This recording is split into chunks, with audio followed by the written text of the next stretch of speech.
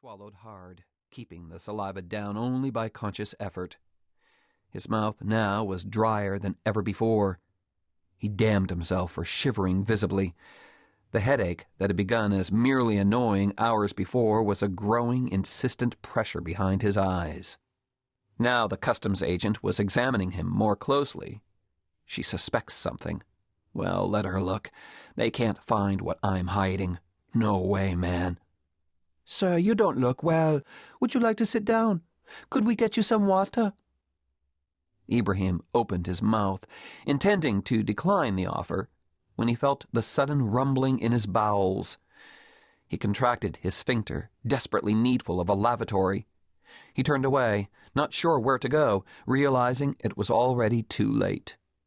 He turned back to Agent Asamba, beyond embarrassment at confiding his crisis to a strange woman, an infidel woman.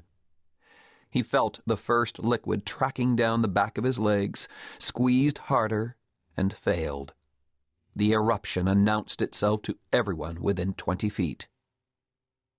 St. Edmund's Hospital, London. Dr. Carolyn Paget Smith resembled a practitioner of neither medicine nor immunology, though she possessed a master's degree in the latter. Tall and slender, at 41 she could have passed for 35, and it took most of her male colleagues a while to get their egos around the fact that a woman with large violet eyes and high cheekbones knew more about infectious diseases than most PhDs.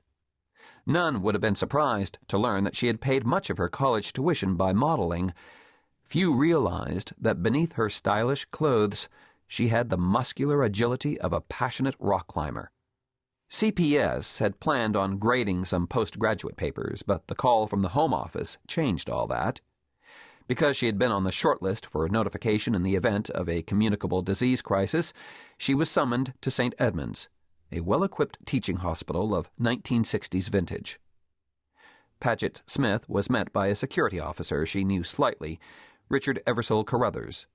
She knew him to be professionally competent, but, like too many coppers of her acquaintance, prone to situational ethics. "Hello, Mr. Carruthers. What have we got?" "Nice to see you too, Paget." Carruthers had long since abandoned hope of getting anywhere with Carolyn Paget Smith, burdened as she was with conventional morality and an attentive husband. Forsaking all others, that sort of thing. Pity. "The boy arrived yesterday on the PIA flight from Islamabad.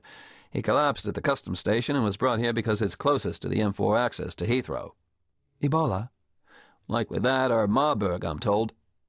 CPS muttered some fervent Anglo-Saxon monosyllables, none encumbered with a fifth letter.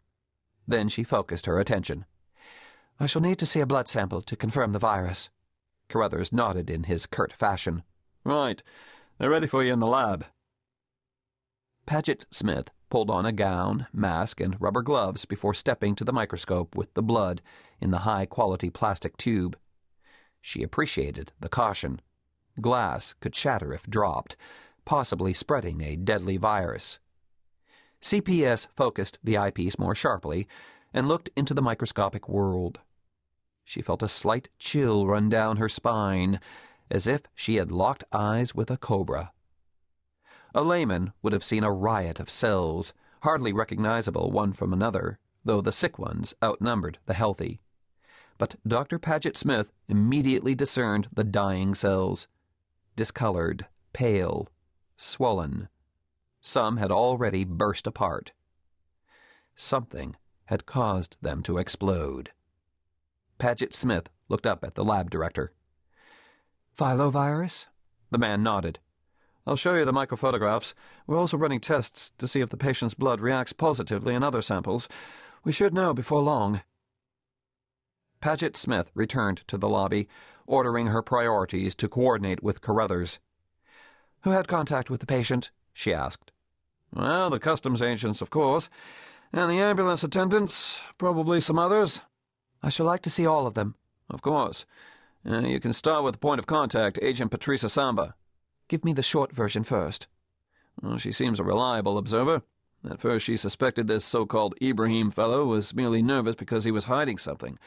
Then, with the sweating and chills, she thought he had malaria or a bad fever." CPS nodded slowly.